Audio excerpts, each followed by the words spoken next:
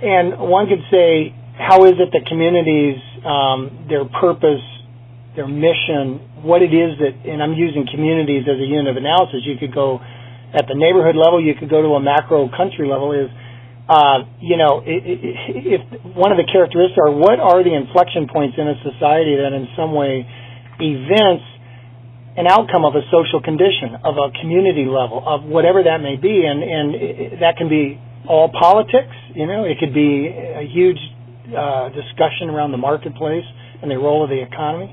But how could one look at any of that and then put philanthropy aside and just say, well, yeah, interesting, not really worthy of, of study? And so those of us have been deep in building these centers, the understanding and advancing of philanthropy, its role in society. I think of it as what's the inflection point.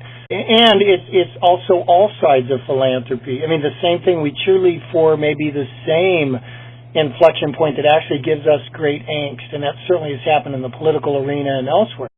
And so a place like ours, we have a very, very wide bandwidth. I mean, we do knowledge, tools, training. The portfolio. It's a lot of stuff.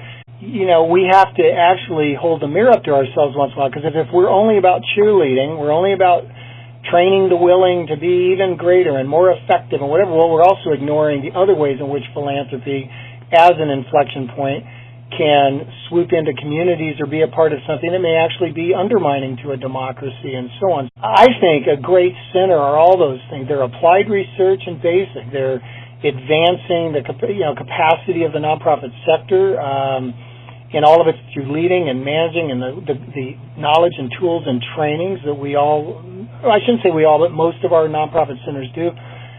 But at the same time, holding up a critical mirror and that's what's great about great universities are willing to open up the tough questions and do that through the kinds of forums and civil discourse that, when it's done right, is quite remarkable.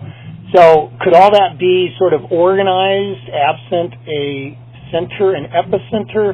I suppose elements of that occur everywhere in many big universities. You might have a class over here, you might have a student association over there, and you might have something in one college, but in terms of a cohesive, comprehensive place, kind of a go-to place, I think that's the genius of a nonprofit academic center. And by nonprofit, I mean philanthropy. The role of a philanthropy center.